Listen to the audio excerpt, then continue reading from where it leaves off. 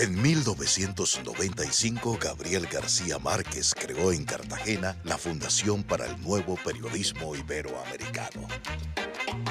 Tras 25 años impulsando el periodismo independiente, ético, innovador y riguroso, ahora somos Fundación Gabo. Somos Taller de Periodismo. Formamos, inspiramos, incentivamos y conectamos a periodistas de toda Iberoamérica. Somos Premio Gabo. Premiamos el mejor periodismo en español y portugués. Somos Festival Gabo.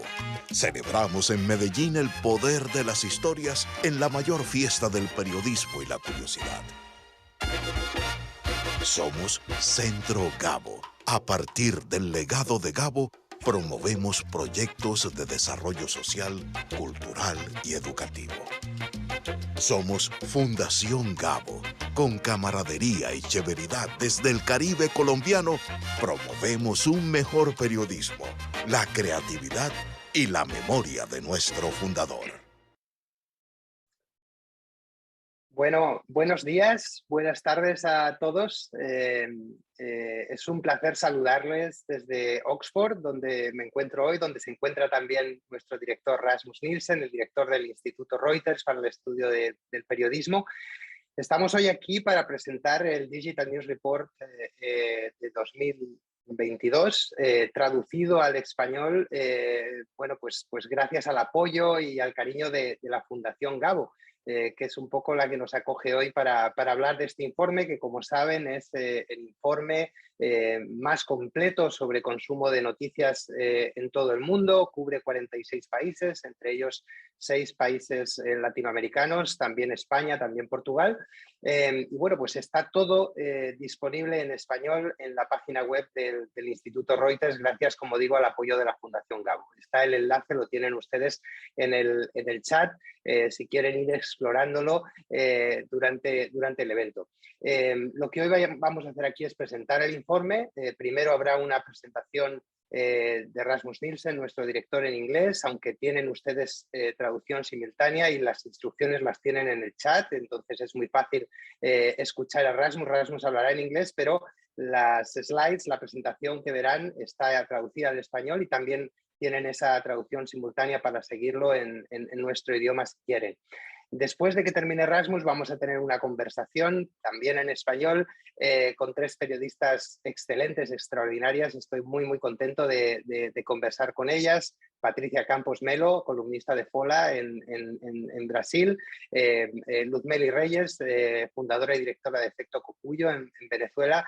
Y Juanita León, de Colombia, fundadora y directora de La Silla Vacía. Eso será después, pero ahora mismo pues vamos a arrancar ya con la presentación con mi compañero Rasmus Nielsen. Él es profesor catedrático de comunicación política aquí en la Universidad de Oxford y es también el director del Instituto Reuters. Así que bueno, pues sin más voy a darle paso a Rasmus. Rasmus, good afternoon here in Oxford, good morning in Colombia and in Latin America. Muchas gracias, Rasmus, por estar aquí con nosotros hoy. Tienes toda la palabra, puedes expresar con tu presentación. Muchísimas gracias a la Fundación Gabo y gracias especiales a nuestros panelistas por estar aquí el día de hoy.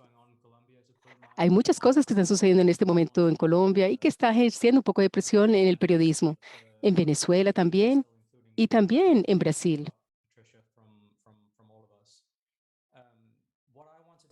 Lo que quisiera hacer el día de hoy es compartir con ustedes algunos de los hallazgos más importantes de este Digital News Report con algunos puntos específicos en América Latina y tenemos datos en 6 mercados. Y tenemos, por ejemplo, participantes en el panel de Colombia y Brasil, pero básicamente vamos a hablar de las tendencias globales y aprender un poco sobre la discusión de los panelistas también más adelante. El Instituto Reuters hace un estudio muy grande que cubre más de 46 mercados, 6 continentes, más o menos 2,000 más o menos encuestados en cada mercado. Y la idea es representar un poco la población en general y también la parte de la población rural y personas que no tienen realmente acceso a toda esta información. Entonces, un estudio en línea sobre las noticias. Quisiera agradecer los patrocinadores y fundadores que hicieron posible que este trabajo fuera posible y que nos ayudaron en todos los procesos con las organizaciones de noticias como Reuters, NBC, en diferentes países, fundaciones y universidades, y una subvención de Google News. Todo eso hace que esto sea posible. Trabajamos en este proyecto por más de 10 años. Esto nos da un conjunto de datos únicos para capturar las tendencias en la industria y todo lo que está realmente, se ve claramente aquello que no está bien definido. Por ejemplo, en Estados Unidos, aquí podemos ver claramente durante los últimos 10 años el, el declive de la parte de, digamos, de los medios impresos y la- el decline también de la televisión, así como la importancia de los medios en línea y muchas veces, por ejemplo, el acceso de las noticias a través de las redes sociales. Podemos documentar algunas cosas que son muy importantes y que no están muy bien reconocidas en la industria, por ejemplo, como esto. El crecimiento en el número de personas en los Estados Unidos dicen que no han usado estas fuentes ninguna en el pasado. Perdón, en la semana pasada subió de 3% a 15%. Entonces, no han usado esas fuentes, pero realmente lo más importante es la conexión entre el público y todo el periodismo activo. Entonces, esta semana yo podría decir que es mucho más amplio el fenómeno de los procesos en muchos países a través de América Latina, incluyendo Brasil, España, Argentina, el Reino Unido y en los estudios. En Estados Unidos podemos ver un declive en las personas que dicen que están interesados en las noticias cuando son informados por organizaciones, medios, y realmente vemos ese declinio aquí en la imagen. Ahora hay otros mercados donde hay un declive menos pronunciado, por ejemplo, en estos países de Europa. Pero vemos un declinio importante en cuanto a las personas diciendo que el interés que tienen en las noticias. Entonces, esto va junto con muchas personas que dicen que muchas veces evitan las noticias. En Colombia, por ejemplo, 38% de los encuestados dicen que están tratando de evitar las noticias. Y cuando se les preguntan el por qué, entonces existen diferentes motivos por el cual no lo, está, o lo están evitando. Por ejemplo, el 50% dice que es demasiado política, demasiado COVID, 38% dice que las noticias no son, que están sesgadas o no son de fiar, y 31% sienten que las noticias tienen un efecto negativo en su estado de ánimo. Muy bien. Entonces, tenemos respuestas como esta, por ejemplo, yo evito las noticias sobre política a propósito, me hace sentir pequeño y mis puntos de vista no han cambiado para nada, entre otras comentarios similares. Entonces, las preguntas es la siguiente. ¿Existen otros motivos después de estas respuestas? También hay un aspecto político. Por ejemplo, las personas más jóvenes que evitan las noticias sí dicen que sienten que es muy difícil entender. Aquí, por ejemplo, estamos hablando de personas menores de 35 años como personas mayores de 35. Aquí podemos ver realmente las proporciones. Y esto es mucho más alto comparado con lo que vemos en Estados Unidos y en Australia. Analizamos también en el informe la confianza en las noticias. En el contexto del coronavirus, por ejemplo, las personas se le estaban recordando la importancia de la comunicación. Por ejemplo, en algunos gobiernos, algunos países estaban trivializando y negando su existencia o fabricando. Entonces estamos hablando de las noticias que son realmente eh, complicadas de seguir porque realmente se pierde la confianza. Entonces, aquí hay mucha variación entre los países en cuanto cuánta confianza hay en las noticias, qué siente que pueden confiar en las noticias, en los medios. Obviamente hay un alto nivel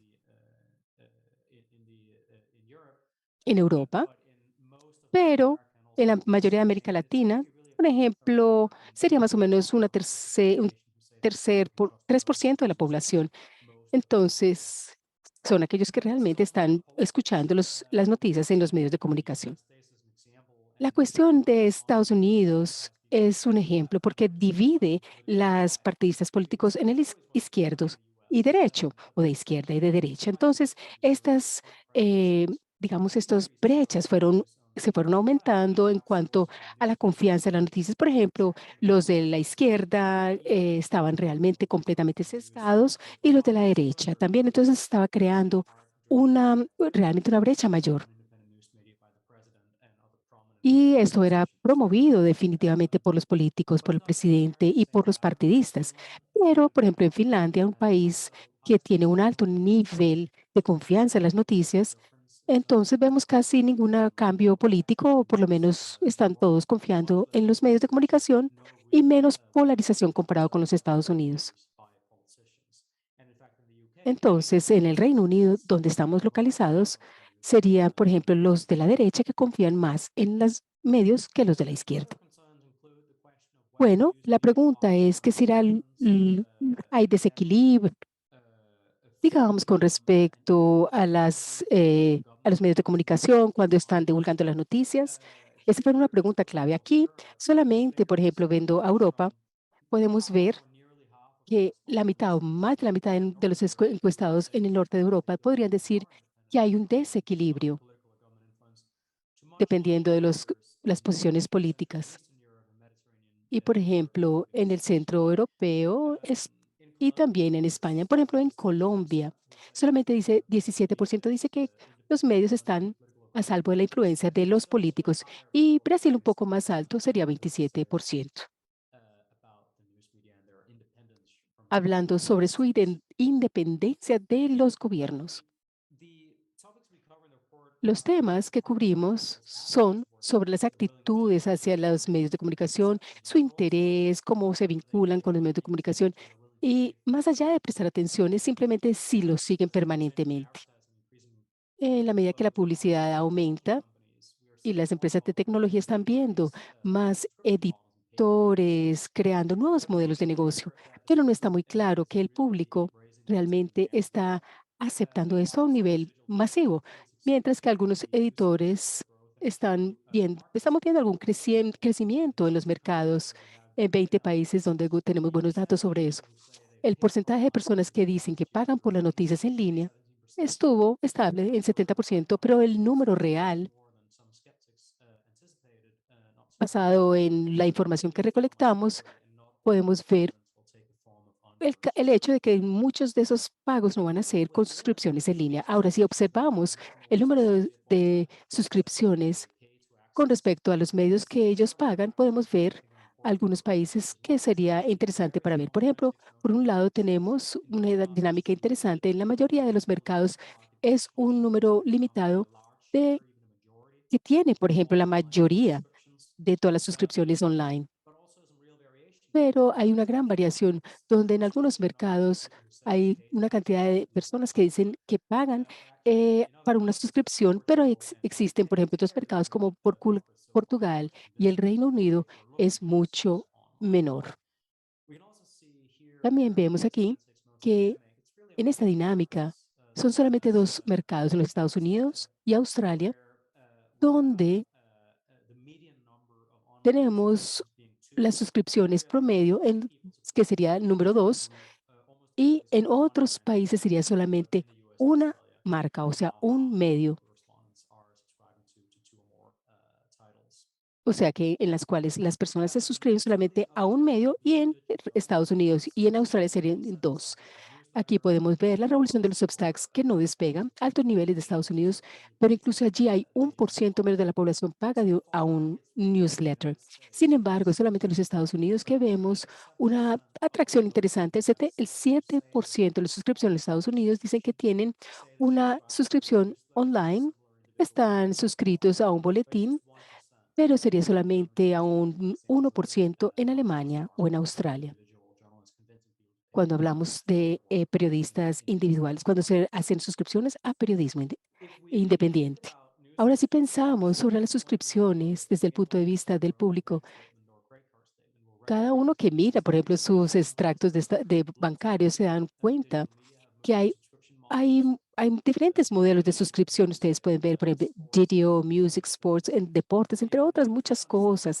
Y la idea es tratar de entender la suscripción en los contextos de otra suscripción de las personas que pueden, ellos les interesa. Por ejemplo, en los Estados Unidos, como ejemplo de la dinámica que vemos, es que vemos realmente un progreso importante con modelos basados en suscripción. Más de la mitad de los encuestados dicen que tienen una o más suscripción a videos online, por ejemplo, Netflix, música, también streaming, en audiobooks, podcasts, y existe una parte muy importante de la suscripción de deportes en diferentes grupos demográficos.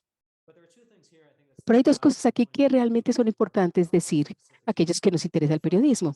Primero que todo, es que las suscripciones, a pesar del éxito de algunos títulos independientes como Wall Street Journal, Washington Post, entre otros de los Estados Unidos, existen menos personas que están convencidos del valor de suscribirse online y que no están convencidos para suscribirse a otro tipo de boletines o de medios de comunicación. Pero es importante pensar lo siguiente, que todas las suscripciones que observamos el de aquí así ha tenido mucho más éxito en los grupos más jóvenes. En realidad son los jóvenes que están suscritos a esto, a música, video, deportes, entre otras cosas. Looking forward, we asked people whether they expect to También les have preguntamos a las personas que esperaban tener más o menos suscripciones en los años a seguir. Y aquí podemos ver las respuestas. Estos son los modelos de suscripción interesantes y podemos ver la misma cantidad, están más o menos está comparado con el mismo año pasado. O sea, ¿qué es lo que están prestando atención el día de hoy cuando las personas están pagando?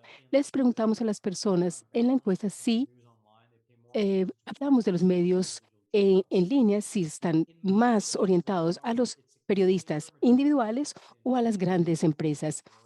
La mayoría dice que pagan más atención para los medios tradicionales, pero también es importante reconocer que aquí, que en algunos mercados en Colombia, por ejemplo, en Brasil, existen algunos mercados también en Europa, como Turquía, tenemos más de la mitad de los encuestados que están prestando más información a los comentaristas individuales o a los periodistas independientes. Ahora, cuáles son los desafíos que tenemos en los Estados Unidos?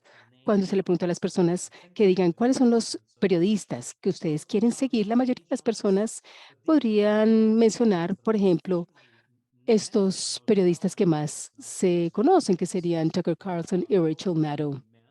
Son generalmente hombres blancos, son de emisoras, pocos son de los periódicos nacionales o locales, muchos son, digamos, figuras bien de polarización,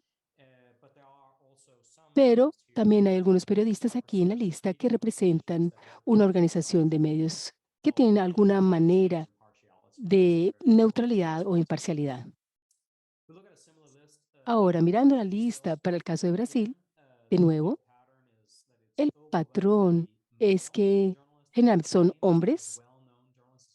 Pues estamos hablando de los periodistas serían blancos, hombres, en un país que es altamente diverso.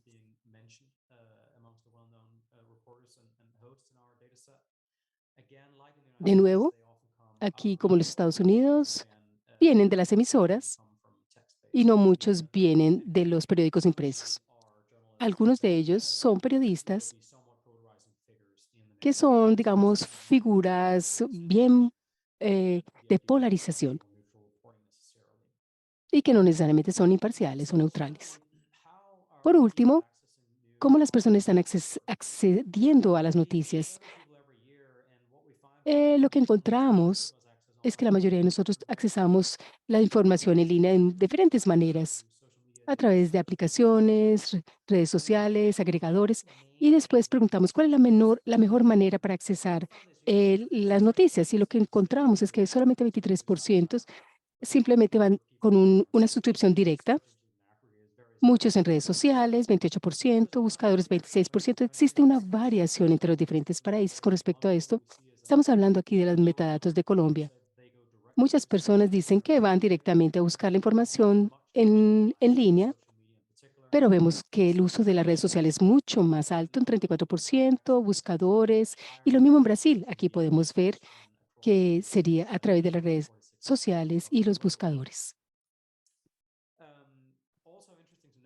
Es importante entender que tanto Colombia como Brasil son ejemplo de las diferentes plataformas que son muy importantes, no solamente para uso en general, sino para búsquedas muy específicas. Por ejemplo, Facebook es la que más se usa en Colombia, por ejemplo, pero WhatsApp y YouTube también son muy importantes comparados con otros mercados globalmente. Igualmente en Brasil, sí, YouTube es más importante y TikTok también está aumentando mucho en su uso.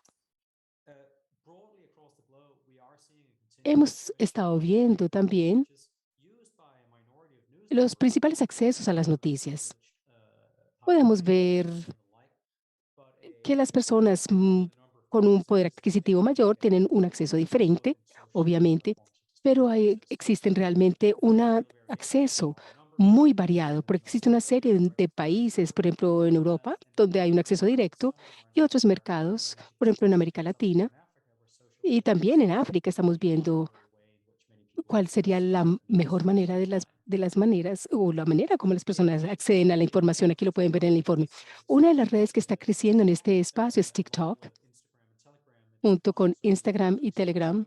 Son las redes sociales que están creciendo más entre los encuestados más jóvenes.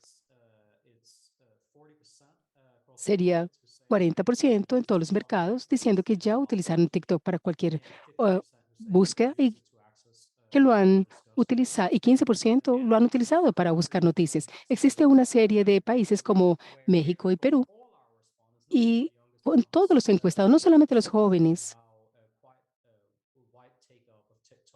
es muy altamente accesado, tanto TikTok en estos países. Entonces, en la medida que las redes sociales se vuelven mucho más importantes para ver cómo las personas tienen acceso a la información, y con las nuevas redes como TikTok y otras redes como Instagram, que son cada vez más importantes en los contextos, y en la medida que la mayoría de las personas tienen acceso a esa información, dicen que están prestando más atención a las noticias digitales. Pero también existe la pregunta de cómo los periodistas se manejan en estas redes, en estos medios, en estas aplicaciones.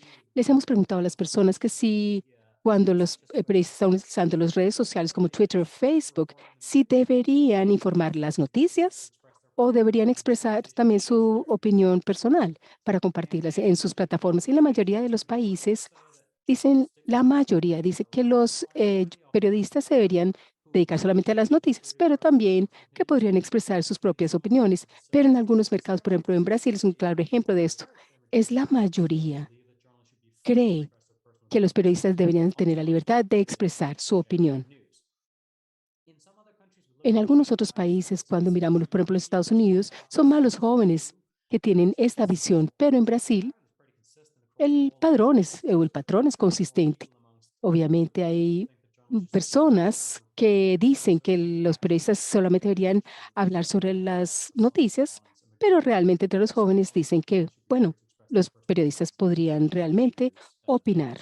No hay ningún problema hacer sus opiniones en redes sociales. Entonces, para resumir, antes de pasarle la palabra a Eduardo y a los panelistas, y que puedan compartir su experiencia personal, lo que estamos viendo este año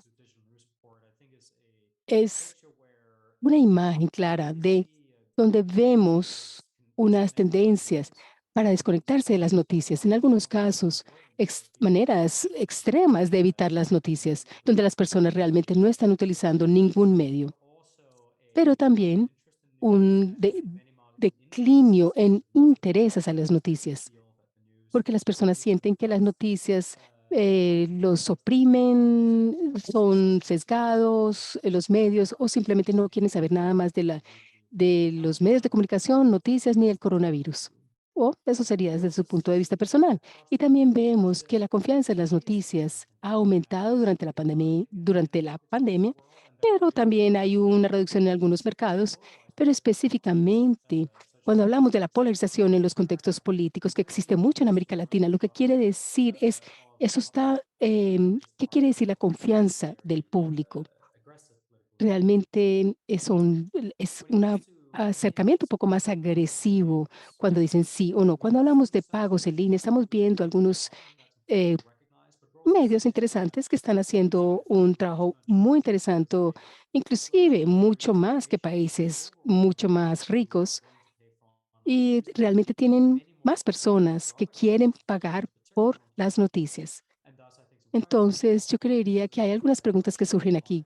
¿Cuál es la saturación cuando hablamos de suscripciones en línea? Entonces, esto es algo que tenemos que continuar evaluando dependiendo del crecimiento de los años futuros.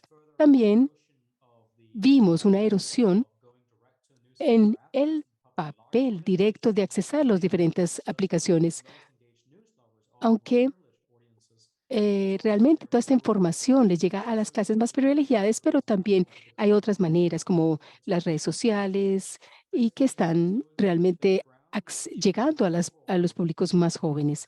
Entonces tenemos un abanico muy grande de posibilidades, pero realmente tenemos Instagram, TikTok, están creciendo en importancia y en esos ambientes con diferentes puntos de vista, con diferentes públicos en diferentes países y realmente nos dicen cómo los periodistas deberían se comportar en esos ambientes. Y por último, yo creo que es importante reconocer que esta es una edad de extremos, cuando hablamos de las noticias también. Y al mismo tiempo que estamos viendo la situación donde hay un real riesgo de que el periodista esté perdiendo contacto con el público y que son personas que están activamente buscando las noticias, o sea, hay una desconexión. Al mismo tiempo, estamos viendo que hay digamos, un contraste entre el público y los periodistas, pero también estamos viendo algunos medios que están teniendo mucho éxito y que realmente van a continuar así, sean nuevos o sean tradicionales, pero están convencidos de que tienen que continuar con estos nuevos modelos y hacer un trabajo supremamente importante. Obviamente, eso es un gran desafío para lo que estamos viendo actualmente. Bueno, con esto, muchísimas gracias por su atención y quisiera pasarle la palabra a Eduardo.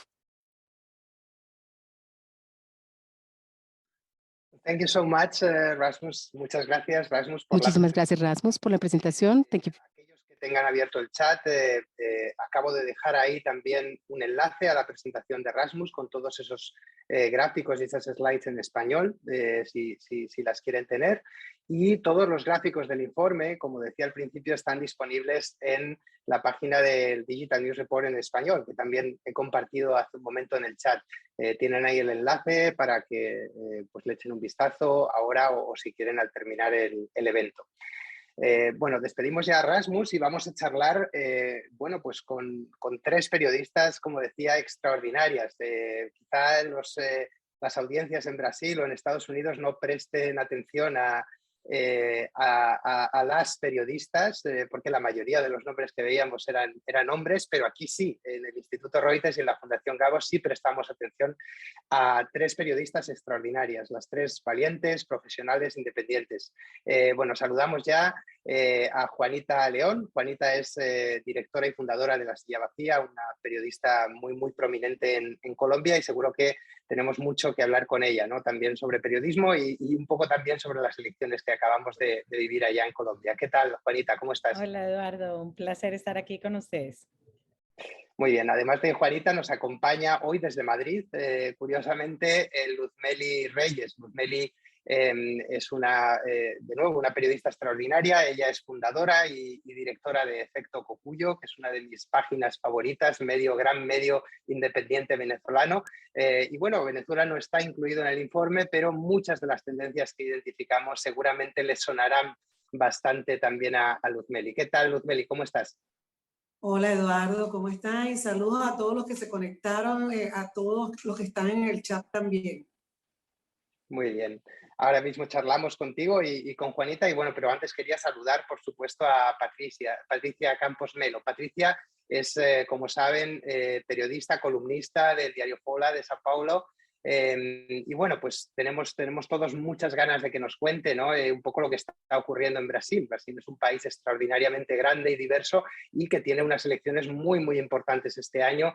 Y bueno, pues estamos todos también muy, muy pendientes de lo que está ocurriendo en los tribunales estos días, Patricia, y yo creo que todos, hablo por todos, ¿no?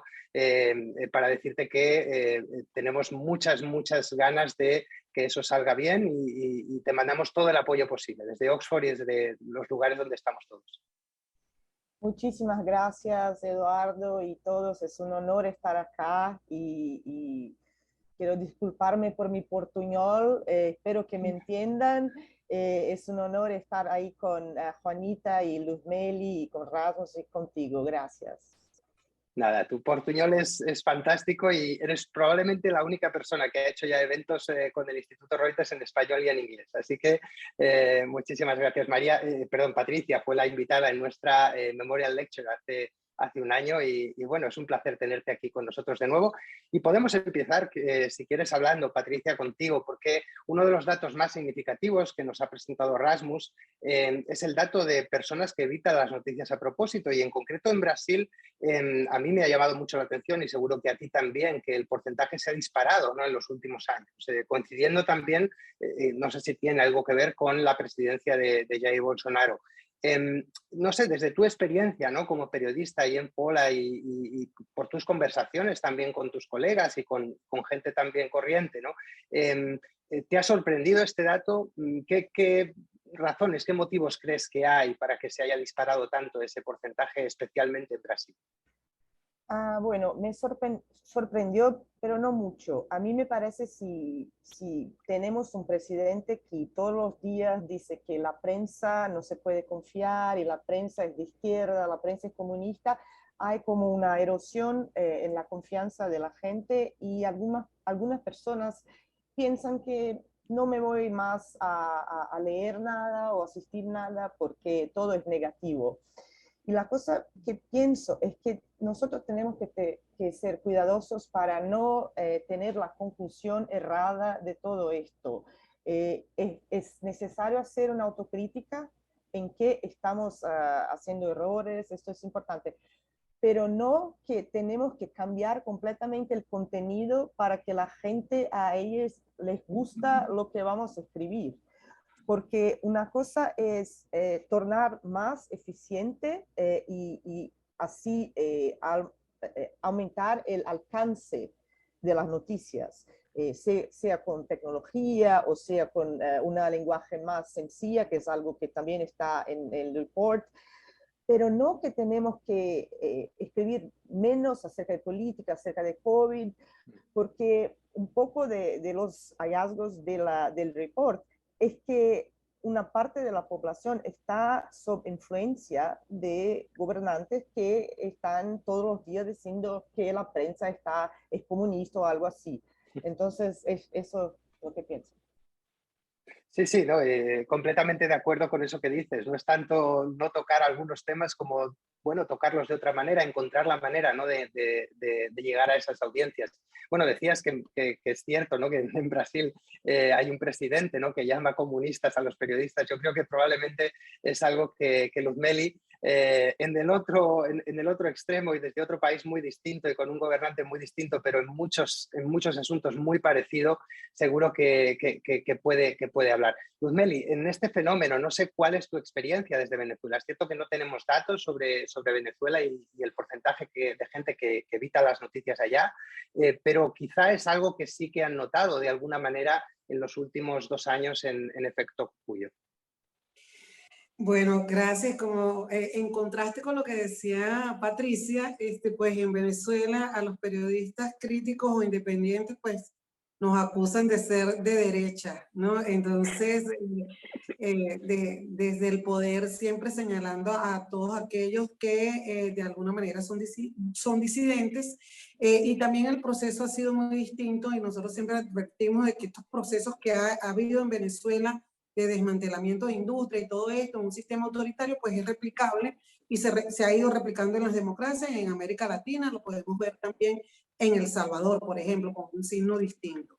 Sobre la desconexión de la gente con las noticias, en Venezuela nosotros más bien tuvimos una experiencia distinta en el sentido siguiente, que debido justamente a que hay desiertos de noticias, pues la gente empieza a buscar muchísima información y la busca por donde sea. Y parte de la experiencia que hemos tenido nosotros en Efecto Copulio es que durante el tiempo de pandemia, nuestras métricas crecieron hasta 7 veces, que es algo que también pasó en otras partes del mundo. Ahora, lo que sí está ocurriendo es que la gente que también salió allí en el caso de países latinoamericanos, lo vi en México y también Brasil, es que la gente está buscando información a través de WhatsApp. Y WhatsApp se ha convertido en un canal de distribución de información. Y creo que eso es una de las cosas que nosotros siempre buscamos en Venezuela. Pues decimos que si nos cierran una puerta, nosotros abrimos 10 ventanas, ¿no? Y de esto pueden dar fe varios de los periodistas venezolanos que están en este momento entre los casi 200 participantes en esta presentación. Sí, es exactamente lo que todos intentamos hacer. Cuando nos cierran una puerta intentamos buscar por dónde salir, porque bueno, al final somos periodistas, ¿no? Y intentamos un poco que el mensaje llegue y ese es el desafío. Juanita, ustedes allá en Colombia han tenido, bueno, están todavía un poco con la resaca, supongo, de esas elecciones tan disputadas, tan polarizadas, tan complicadas seguramente de cubrir. Y bueno, pues una de las cosas, ¿no?, que nos decía antes Rasmus es que, bueno, pues un porcentaje alto de gente, ¿no?, nos dice, sobre todo gente más joven, hay demasiada política en los medios, se cubre demasiado la política. No sé si eso es así en Colombia, ¿no?, porque realmente llevan ustedes en campaña muchísimos meses y bueno, no sé si han percibido también un poco ese hartazgo o si ahí es distinto, porque bueno, ha sido una campaña también muy animada, ¿no?, y con unos personajes muy divertidos de cubrir. Sí, yo creo que pues nosotros no sentimos que la gente dejara de venir a la silla por elecciones, sino todo lo contrario, en elecciones es cuando la gente más se interesa en política o es por lo menos en el único momento en que se interesan en política, afortunadamente para la silla. Y en realidad me parece que estas elecciones donde había 2 candidatos pasando a segunda vuelta que tenían tal arraigo popular, pues el interés en la política estaba altísimo. Ahora, obviamente después de elecciones siempre baja ese interés en la política y me parece que a medida que el país se polariza, la gente sí comienza a sentir como ya no me hablen más de política, quiero cambiar de tema. Entonces toca ver, digamos, el gobierno de Petro si logra el gran acuerdo nacional del que está llamando y eso baja la polarización, o si por el contrario, como es probable que suceda después de un tiempo, comienza otra vez la polarización y eso yo creo que esa combinación del informe que habla que en sitios polarizados la gente comienza a evitar las noticias y por otro lado el gran consumo de información en redes, me parece que es una combinación explosiva en Colombia, porque en Colombia el consumo de información en redes es altísimo comparado a otros países y por el otro lado, pues hay muchos factores que auguran que seguramente va a haber una gran polarización, entonces creo que ambas cosas podrían ser fatales para la industria, pero si digamos Petro lograra este acuerdo nacional, creo que también la novedad de que sea por primera vez un gobierno de izquierda, pues yo anticipo que mucha gente va a estar muy interesada en noticias, digamos, Petro quiere una gran participación popular en los procesos, entonces creo que eso también politiza mucho a la gente y la interesa en las noticias. Toca realmente ver qué camino es el que va a coger el gobierno. Bueno, esa combinación de la que has hablado que me ha parecido muy interesante, ¿no?, entre polarización y a la vez un altísimo consumo en redes sociales, yo creo que es algo que Patricia seguramente estáis viendo o están viendo ahí en Brasil muchísimo en los últimos años y creo que es interesante, ¿no?, saber cuál es la experiencia, ¿no?, de los periodistas brasileños durante estos años en los que ha sido, supongo, tan difícil, ¿no?, convivir con un gobierno tan hostil. Es algo que hemos visto, lo decía antes Meli, en Venezuela, desde luego, pero también en México, en El Salvador, nuestros colegas del Faro lo están viendo, por supuesto, en Nicaragua. Es algo muy complicado, ¿no?, esa combinación un poco de un gobierno, digamos, que dispara constantemente contra los periodistas y a la vez una ciudadanía que cada vez tiene más opciones para informarse al margen de los periodistas. Sí, en Brasil, no sé si Luz Meli quiere hablar acerca de esto antes, pero en Brasil lo que pasa es que están el gobierno y los apoyadores del gobierno tienen como si fuera un ecosistema paralelo de noticias. Entonces son innúmeros youtubers y bloggers y sitios de noticias que no son sitios de noticias, son junk news o hiperpartidarios. Es que y en los grupos de WhatsApp y Telegram solo comparten estos grupos, estos sitios y estos bloggers.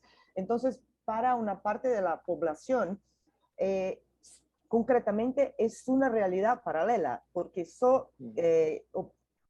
tienen la información de estas fuentes y el gobierno diciendo todos los días y porque la mainstream media no se puede confiar y bla, bla, bla, y que son de izquierda, podría, sí, en Venezuela es la misma cosa, podrían ser de derecha.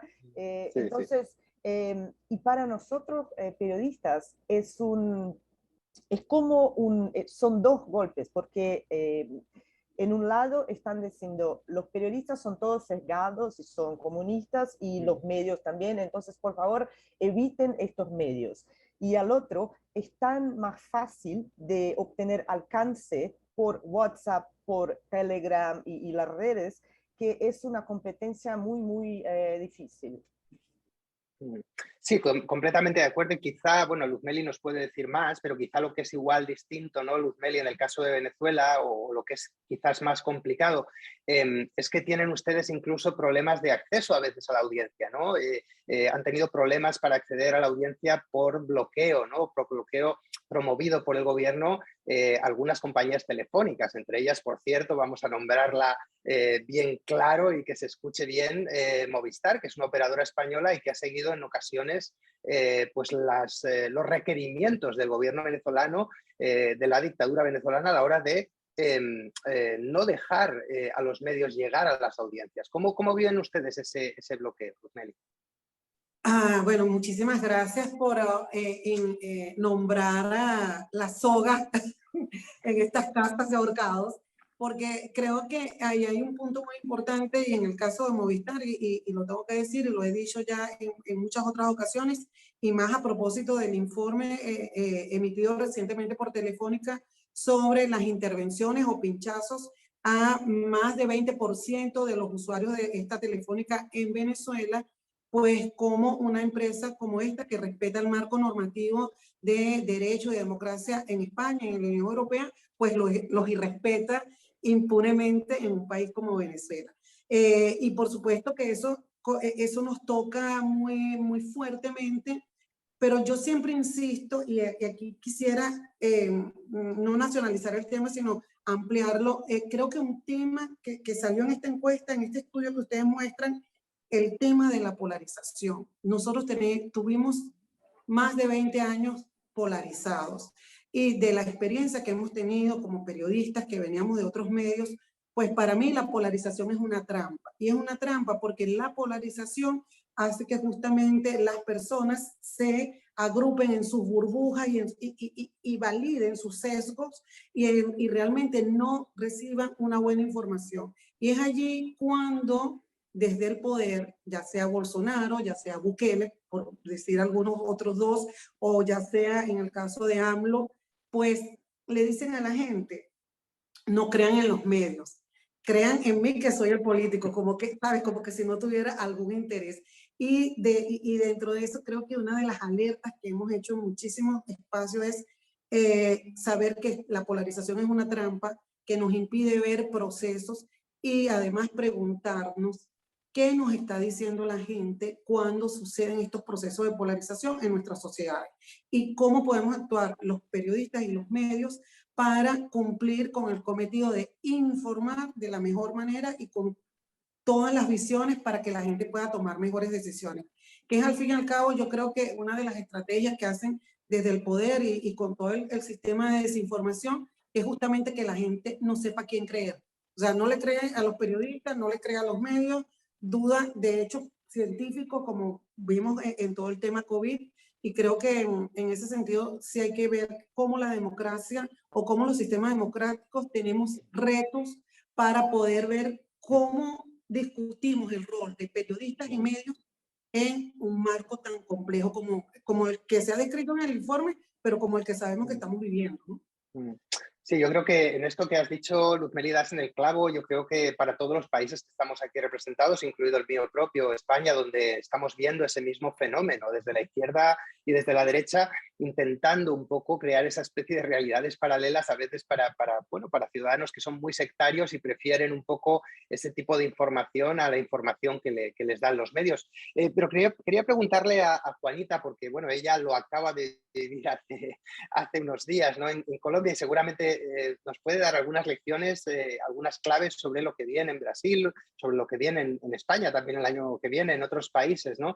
Y me gustaría preguntarte, Juanita, ¿hay algo en especial que hayas aprendido cubriendo o que ya hayan aprendido en la silla, cubriendo estas elecciones en concreto? Porque han sido unas elecciones muy especiales en Colombia, ¿no? Con una sorpresa en medio, con un candidato que emergía, con el primer presidente, ¿no?, de izquierdas que ha habido en la historia del país, con unas audiencias muy, muy polarizadas. No sé si han aprendido algo sobre cómo enfrentarse a ese panorama que decía Luz Meli ahora, ¿no?, a esa gran disyuntiva, a este gran dilema que tenemos ahora los medios.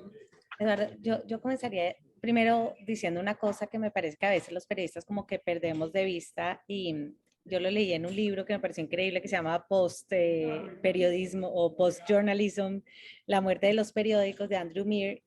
Y él lo que dice es que los medios hemos pasado de fabricar el consenso a fabricar el odio y la polarización. O sea, nuestro modelo de negocio hoy en día es fabricar odio y polarización para muchos medios, porque hemos pasado de vender pauta, donde la idea era que todo el mundo se sintiera más o menos feliz y saliera a comprar, a tratar de vivir de las suscripciones o de las donaciones, en donde tú necesitas es que la audiencia sienta que tú le das las armas y la munición para acabar a tu enemigo. Entonces yo creo que ese contexto en Colombia se vivió clarísimo en estas elecciones, en donde medios como la revista Semana, por ejemplo, claramente era una trinchera, digamos, que le ayudó a hacer campaña a un candidato, y una revista nueva, por ejemplo, como Cambio, que todo el mundo estaba esperando que iba a hacer un poquito el periodismo que había hecho antes, también se alineó bastante con un candidato.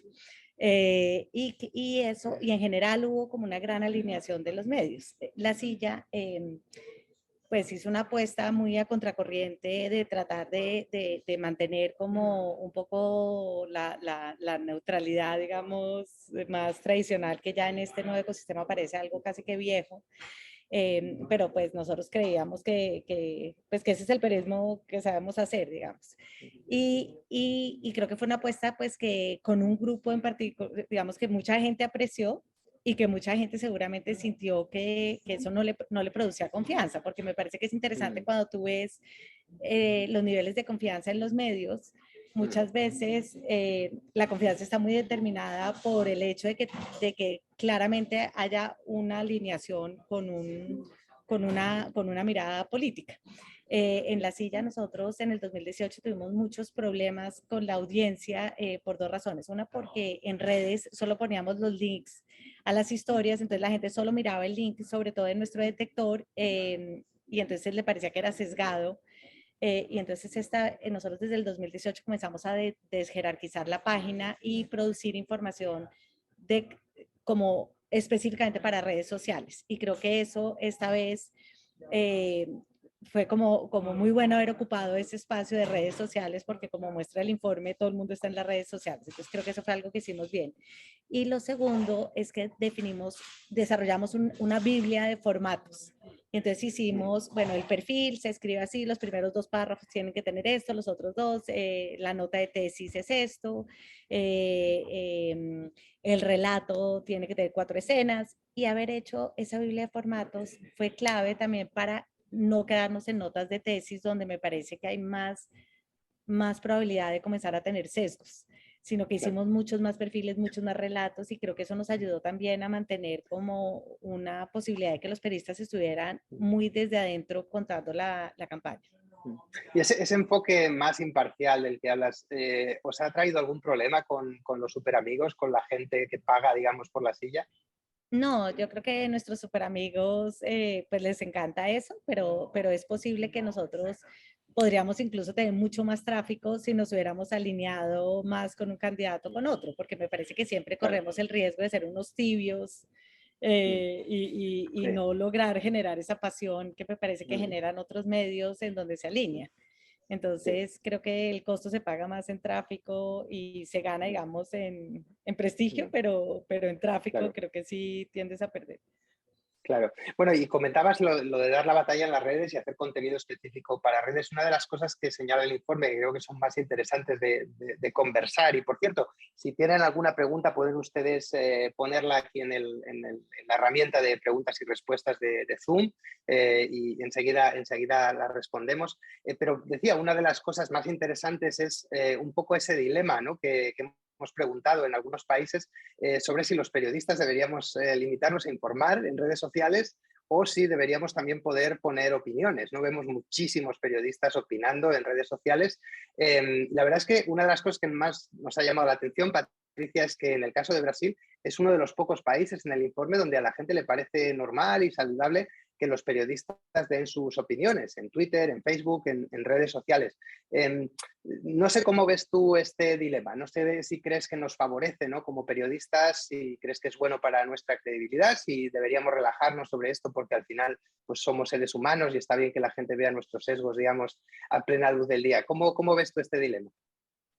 Para mí es desafortunado que el 60% de la gente piensa que los periodistas deberían como publicar opiniones. A mí me parece hay dos cosas distintas. Si la persona es un reportero o una reportera, no debe dar opinión, porque el trabajo es que, ¿cómo se puede dar una opinión acerca de un asunto que vas a cubrir? No se puede, ¿eh? Pero si sos un columnista o un áncora, es una otra cosa, es distinto. Eso no quiere decir que no se puede utilizar las redes sociales para aumentar el alcance, como compartir noticias y todo, pero si sos una persona que está todo el tiempo opinando y diciendo cosas muy personales en las redes sociales, es malo para la credibilidad de lo que estás escribiendo. Yo sé que eso para algunos de los periodistas más jóvenes es como una violencia porque quieren expresar y todo, pero la cosa es que si quieres ser un reportero, entonces, sí, si quieres expresar, busca una otra cosa a hacer, porque si sos un reportero, es distinto, no son cosas que son... ¿entiendes? Sí, no, entiendo perfectamente y yo lo veo un poco como tú. Veo también la tensión a veces en las redacciones entre gente más joven, ¿no? Que tiene esa idea. No sé si Luzmeli ha tenido ese problema, en efecto, Cocuyo, con los periodistas más jóvenes y es algo que han hablado allá. ¿Cómo ven ustedes eso? Porque, bueno, Venezuela es un país muy tuitero y muy facebookero. No sé cómo lo llevan allá. Bueno, me tengo que reír porque pues yo emito opinión y lo emito opinión a través de Twitter sobre todo. Pero yo creo que aquí hay que como diferenciar un poco, difiere un poquito de Patricia, aunque yo también soy de la escuela más tradicional, sobre dónde y cómo emitir opinión. Yo tengo una profesora, tuve una profesora de ética, pues que ella nos decía hace 30 años cuando estudié periodismo, que teníamos que buscar la manera de que nuestros sesgos sean, o sea, ser lo más transparente sobre los sesgos. Porque si tú te acercas a un hecho y cuando lo jerarquizas, cuando haces la cobertura, ya tu sesgo ya por allí te afectó, pues. Y entonces ella proponía que el periodista, luego de hacer la cobertura del hecho, por ejemplo, en el caso de los reporteros, pues tuviese como un espacio aparte y dijera cómo se sentía frente a eso. Yo creo que en momentos como los que vivimos ahora, en donde sobre todo la gente más joven tiene esa necesidad de expresar su opinión, pues creo que podemos jugar con lo tradicional, que es decir, si voy a hacer una cobertura de este encuentro, pues empiezo con los hechos, ¿no? Como lo tradicional, A, B, C, D más E más F, y luego puedo decir qué pienso yo sobre esos hechos. O sea, yo creo que hay que estar claro en eso.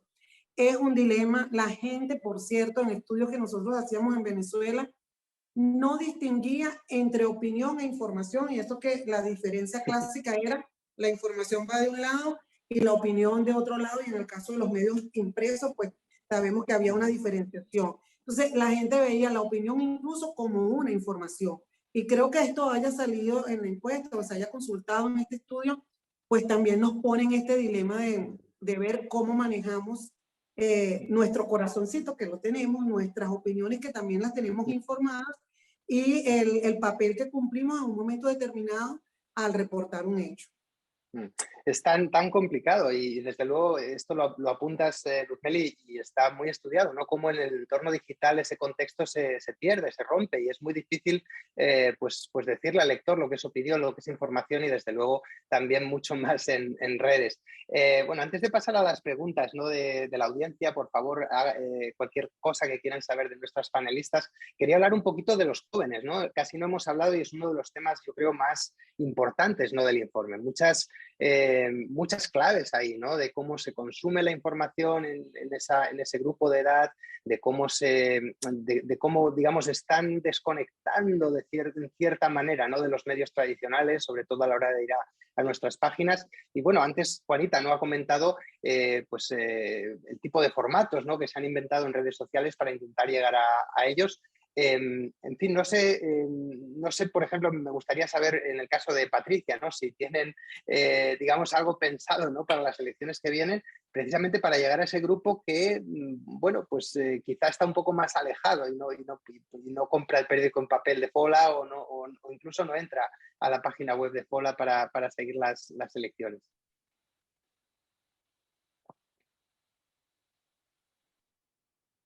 Patricia, no sé si nos disculpa, está no viendo. pensé Sí. que era para Juanita la pregunta. Sí. Dale. No, yo en realidad iba a preguntar a Juanita cómo hicieron ellos, porque nosotros necesitamos toda la ayuda posible. Claro. Bueno, estamos intentando, algunos de los hallazgos del report son muy importantes y tenemos que pensar acerca de ellos, como escribir o hacer todo de una forma más sencilla para que la gente no se aburra, porque están como los escándalos de corrupción que son muy, muy importantes, pero uno no logra acompañar porque son un poco así complicados, entonces ser un poco, siempre los resúmenes así, entienda esto, son muy, muy eficientes, a mí me parece. Pero, de nuevo, no me parece que tenemos que moldar o transformar totalmente el contenido de acuerdo a lo que espera la audiencia, porque esto a mí me parece un error. Claro que tenemos que usar la tecnología para aumentar el alcance del contenido, pero no escribir de la forma que el algoritmo... esto es como estamos nos transformando en las redes sociales en vez de mantener una... entonces, sí, a mí me parece que sí, ser más sencillo es importante, y quizá no hacer la cobertura política de una forma un poco insider, como muy política esto quizá también fuera una cosa así pensar.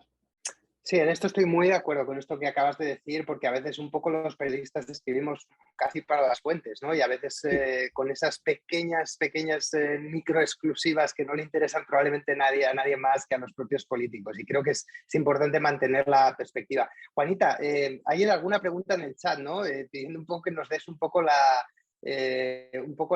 receta esa de la salsa que han usado en las elecciones. ¿Cómo han conseguido llegar más a las audiencias jóvenes? ¿Qué tipo de formatos? Sí, Brevemente, ¿qué tipo de cosas han hecho? Hicimos varias cosas. Una de las cosas que hicimos que fue súper éxito fue que hicimos un bot de elecciones, sobre todo para elecciones del Congreso, porque para el Congreso la gente normalmente no tiene ni idea por quién votar. O sea, me parece que para presidente la gente mal que bien toma la decisión bastante pronto de por quién votar, pero para Congreso no tiene ni idea. Entonces nosotros hicimos un tarjetón gigante que hicimos los perfiles de los 900 candidatos al Congreso, de 1100 hicimos 900, con si eran cuestionados, bueno, e hicimos un bot conectado a ese tarjetón y entonces pues la gente podía seguir el bot o podía hacernos preguntas a la redacción tú no sabes el nivel de interacciones que tuvo ese bot, las preguntas que nos hacían, y las preguntas eran súper interesantes porque tiene que ver con lo que tú dices, Patricia, de no ser un insider, porque en la silla podemos llegar a unos niveles de tecnicismo impresionantes. Y la gente preguntaba cosas básicas como, o sea, ¿cuál es la diferencia entre el Senado y la Cámara? Bueno, y entonces diseñamos un formato en video, en redes, que se llama ¿y a mí qué? ¿No? Y entonces era, ¿y a mí qué? ¿No? Y el Congreso, ¿qué tiene que ver conmigo? ¿No? ¿Y a mí qué me importa el Congreso? Y entonces y hacíamos un formato que me parece que también es súper exitoso en redes, que se llama La Vuelta, y es que cogemos preguntas de la audiencia de Instagram durante toda la semana y hacemos el lunes un video contestando todas las preguntas. Los periodistas de la redacción hacen un pequeño video contestando las preguntas y eso es súper exitoso.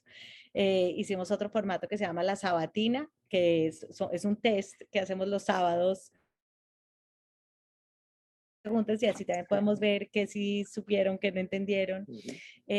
Pero sobre todo esos videos en TikTok, que también incursionamos en TikTok, que comenzamos muy pronto y yo estaba un poco reacia porque había tan poquita gente en TikTok al principio, pero eso nos dio una ventaja gigante frente a otros medios que llegaron ya muy tarde y por ejemplo Rodolfo Hernández, el candidato que pasó a segunda vuelta, era el rey del TikTok.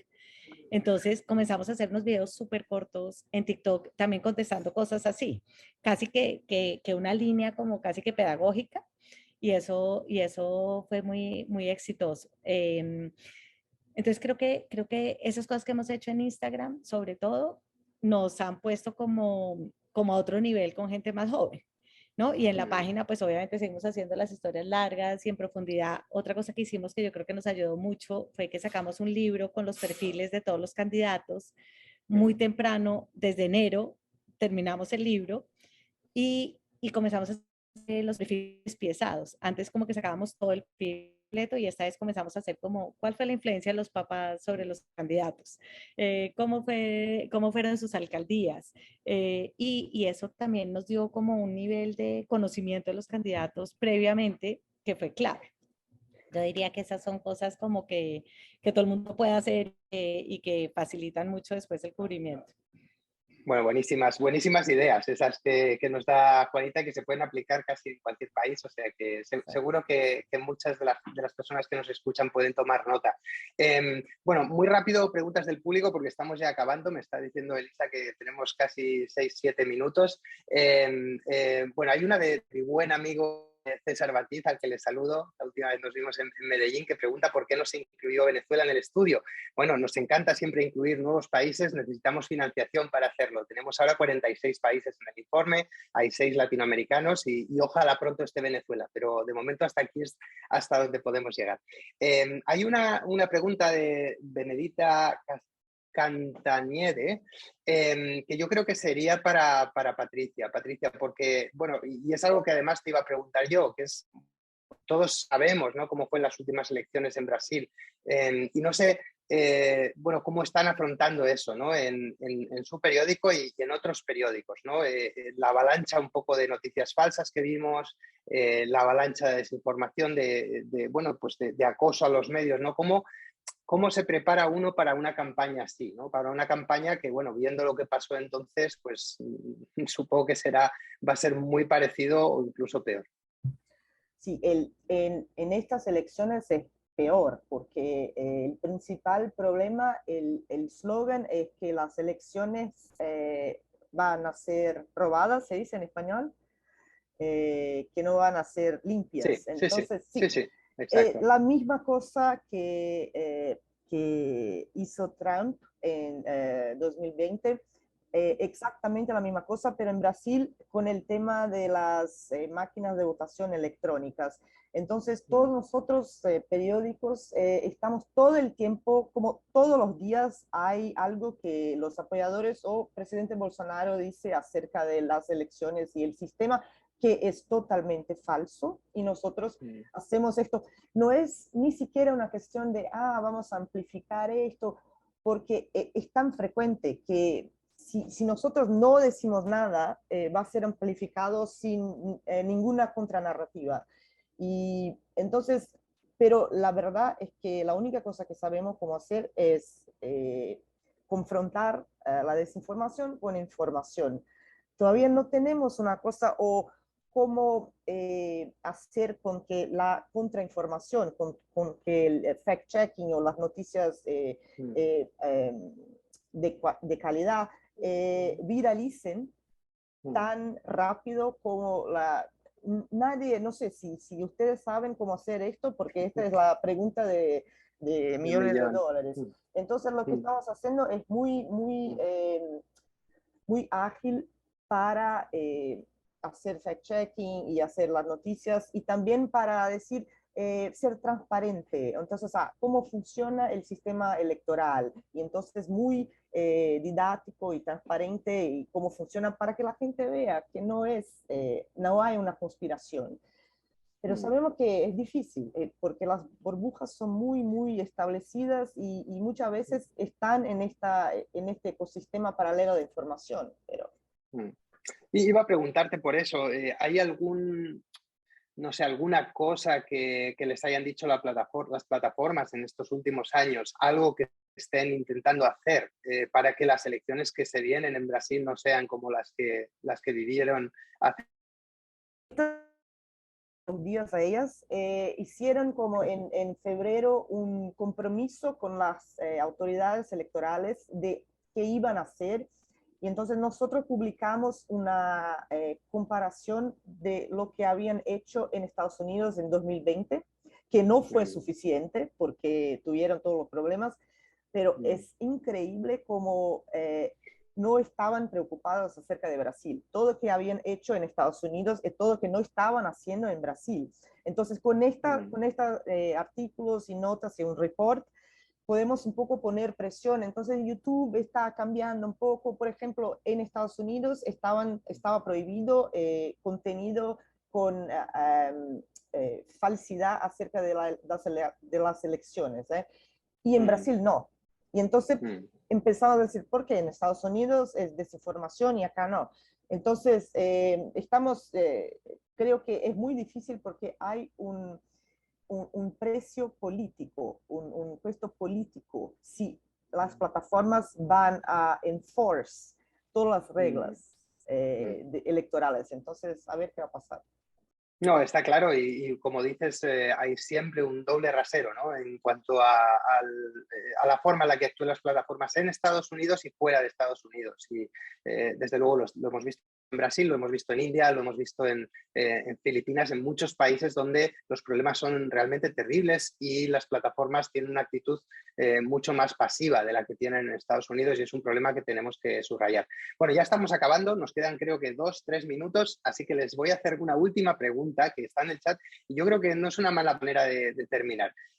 Nos dice Vania Ramírez, ¿qué le dirían a un joven al que no le interesan las noticias? O uno de esos jóvenes del informe que evitan las noticias a propósito. Creo que es algo que, bueno, es básicamente terminar al menos con un mensaje optimista, un mensaje positivo. ¿Por qué deberían importarle a alguien nuestras noticias, nuestros artículos, nuestro periodismo en este momento actual, en cada uno de sus países? ¿Por qué les dirían que deberían seguir lo que hacemos?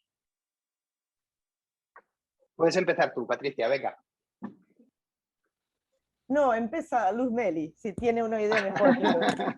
Dale, Luz Meli, venga. Bueno, rápidamente, yo creo que los jóvenes sí se interesan en las noticias, a lo mejor no se interesan en las noticias como nosotros las hacemos, pero también recordar que los jóvenes de hoy serán los adultos del mañana.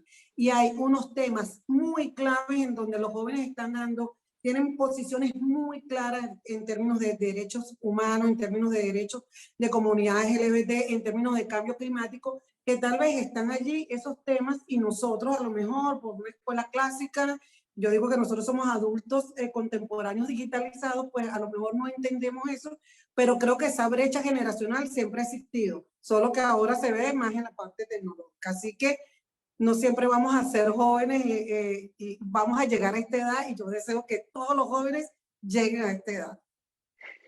Bien dicho, bien dicho. En esa edad estamos, yo creo que aquí todos o casi todos. Juanita, ¿qué les decimos?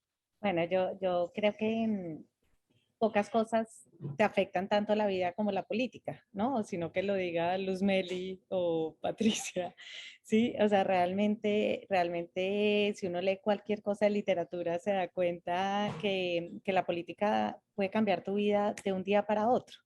Entonces, entender cómo se mueve el mundo, pues es determinante para tener un poco más de control sobre tu propia vida.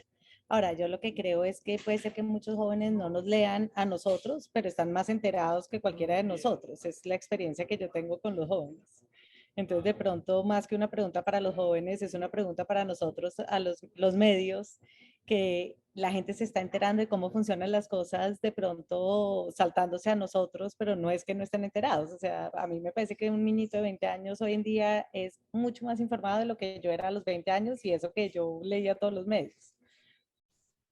Esa es una buena clave y creo que además es verdad, porque bueno, nuestra experiencia también es esa, ¿no? Que al final se informan de alguna manera, aunque no se informen a veces con nosotros. Patricia, ¿qué le diríamos entonces a ese joven brasileño que no termina de usar los medios tanto como debe?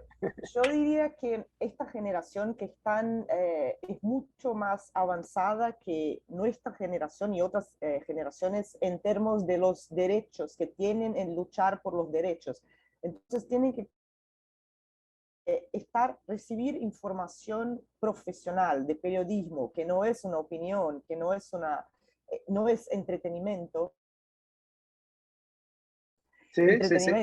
Es un derecho de la gente. Entonces, ellos tienen un derecho a recibir y hacer decisiones, tomar decisiones con esta información de calidad.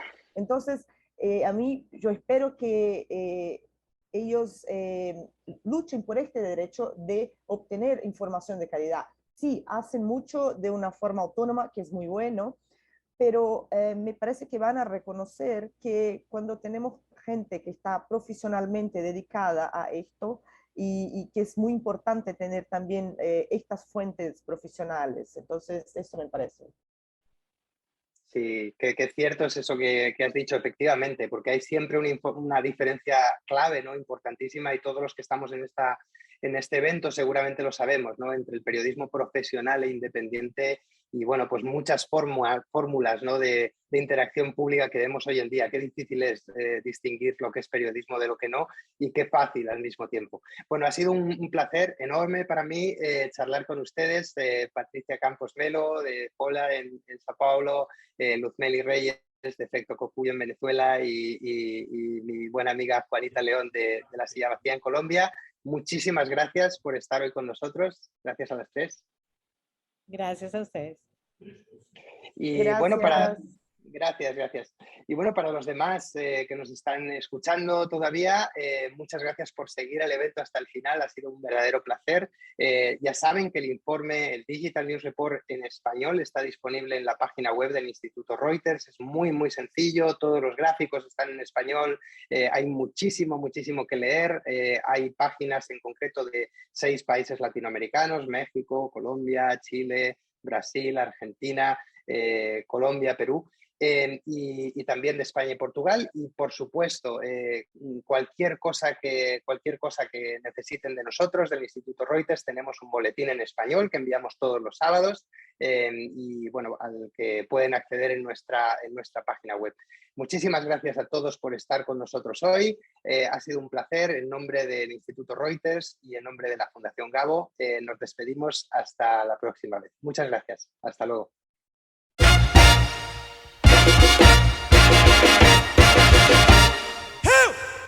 En 1995, Gabriel García Márquez creó en Cartagena la Fundación para el Nuevo Periodismo Iberoamericano.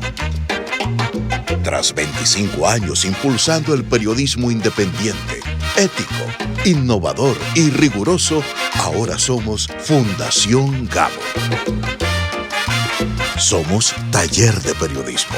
Formamos, inspiramos, incentivamos y conectamos a periodistas de toda Iberoamérica. Somos Premio Gabo. Premiamos el mejor periodismo en español y portugués. Somos Festival Gabo. Celebramos en Medellín el poder de las historias en la mayor fiesta del periodismo y la curiosidad. Somos Centro Gabo. A partir del legado de Gabo, promovemos proyectos de desarrollo social, cultural y educativo. Somos Fundación Gabo. Con camaradería y chéveridad desde el Caribe colombiano, promovemos un mejor periodismo, la creatividad y la memoria de nuestro fundador.